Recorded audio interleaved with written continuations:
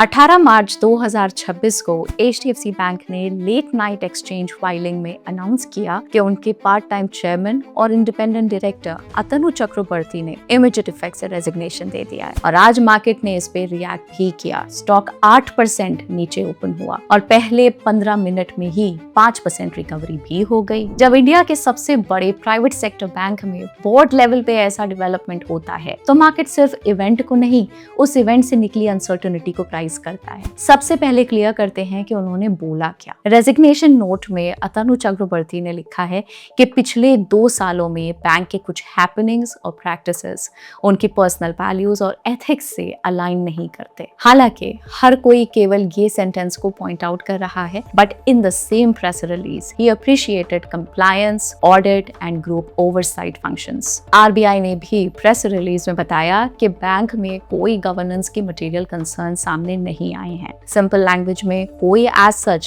Corporate governance issues भी नहीं है, बट ध्यान देने वाली बात यह है कि थोड़े बहुत ऑपरेशनल इश्यूज और हायर मैनेजमेंट के बीच में डिफरेंसेस ऑफ ओपिनियन जरूर हैं। बिजनेस ऑपरेशनल इश्यूज की बात करें तो HDFC बैंक उसके लिए न्यूज में आज से नहीं, पिछले काफी टाइम से है and in fact this was priced इन और स्टॉक मार्केट शॉर्टेस्ट टाइम में नैरेटिव्स पे भी रिएक्ट करता है। इसीलिए भले ही रिजाइन चेयरमैन ने बाद में कहा हो कि ये रॉन्ग डूइंग वाला केस नहीं है, मार्केट ने इनिशियल वर्डिंग को गवर्नेंस कंसर्न के सिग्नल की तरह ले लिया, जिसकी वजह से HDFC बैंक इंट्राडे में 8% नीचे ओपन हुआ। वहीं आज निफ्टी 50 और बैंक निफ्टी भी लगभग 2% नीचे ओपन हुए। इसके अलावा एक और इंपॉर्टेंट पॉइंट समझिए, लुक एट दिस टेबल। अगर हिस्ट्री देखें तो मार्केट कॉर्पोरेट गवर्नेंस के स्लाइटेस्ट डाउट पर भी शार्प नी जर्क रिएक्शन देता है। पैनिक सेलिंग काफी जल्दी होती है, लेकिन HDFC बैंक के केस में फॉल सिर्फ 3.9% के आसपास है। HDFC बैंक के केस में क्लियर प्रॉब्लम नहीं, सिर्फ रेजिग्नेशन से डाउट क्रिएट हुआ है, इसीलिए स्टॉक गिरा है,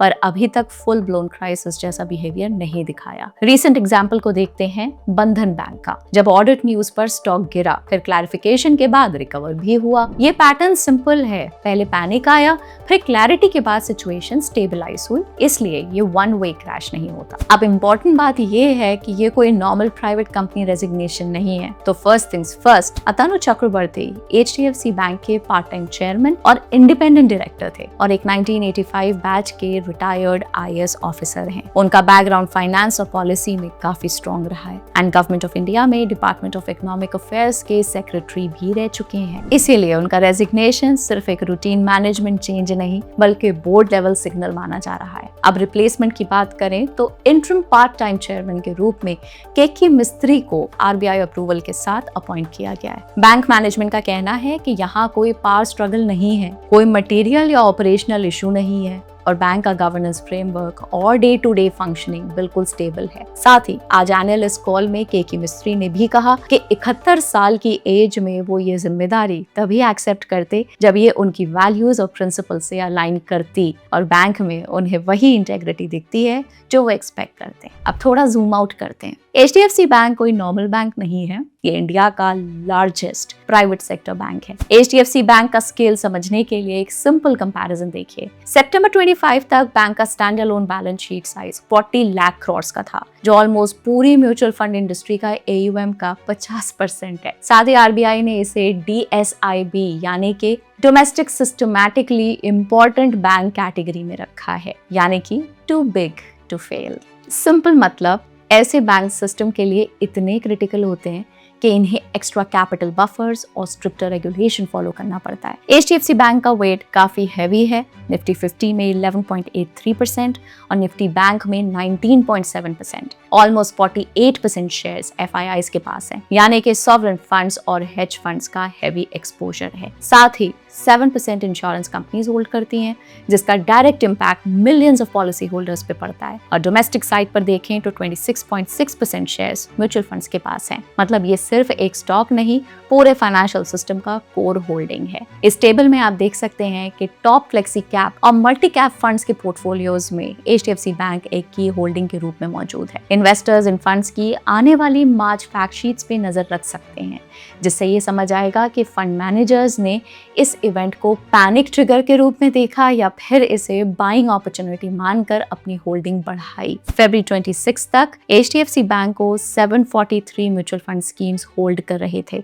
जिनके पास 359 करोड़ शेयर्स थे। टोटल वैल्यू 3.19 लाख करोड़ की थी, यानी कि पूरी म्यूचुअल फंड इंडस्ट्री AUM का 4%। एक और इंटरेस्टिंग लेयर ये है कि HDFC बैंक सिर्फ म्यूचुअल फंड्स का फेवरेट स्टॉक नहीं है, बल्कि HDFC एसेट मैनेजमेंट कंपनी का मेजॉरिटी ओनर भी है, जिसमें इसका स्टेक 52% है। HDFC एसेट मैनेजमेंट कंपनी का quarterly average assets under management 9.25 lakh CR का है और 11.4% मार्केट शेयर के साथ ये टॉप प्लेयर्स में आता है। मतलब इनडायरेक्टली HDFC बैंक इंडिया के लार्जेस्ट म्यूचुअल फंड इकोसिस्टम्स का भी कोर हिस्सा है। कुछ एनालिस्ट के क्विक टेक्स देखते हैं। एमके ग्लोबल फाइनेंशियल सर्विसेज का कहना है कि गवर्नेंस इश्यूज नहीं दिखते, पर इंटरनल ऑपरेशंस पे फुल एश्योरेंस नहीं है। JP मॉर्गन का व्यू है कि रेजिग्नेशन प्लस जियोपॉलिटिकल अनसर्टेनिटी जैसा macro pressure short term impact को और एम्पलीफाई कर सकता है। अगर फाइनेंशियल्स देखें तो कंपनी ने लास्ट 5 सालों में 22% सेल्स ग्रोथ और 21% प्रॉफिट ग्रोथ डिलीवर की है। वैल्यूएशन के हिसाब से स्टॉक अभी 2.2x price to book value पर है, जो 2008-9 के 2.5x से भी नीचे है। डिपॉजिट्स और एडवांसेस दोनों स्टेडीली बढ़ रहे हैं,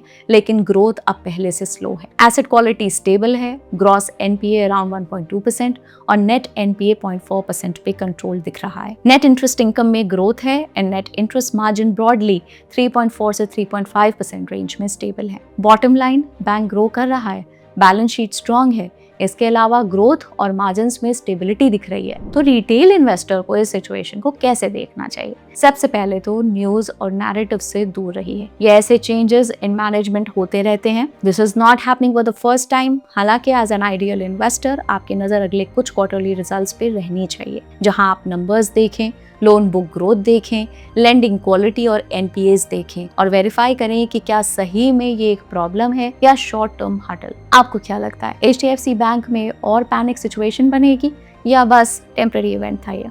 अपने व्यूज हमारे साथ कमेंट्स में शेयर कीजिए। हम आपको याद दिला दें, वीडियो सिर्फ एजुकेशनल पर्पस के लिए हैं। इसे किसी भी तरह की कोई रिकमेंडेशन ना समझें, अपनी खुद की रिसर्च जरूर करें। मिलते हैं आपसे अगले वीडियो में। Bye bye.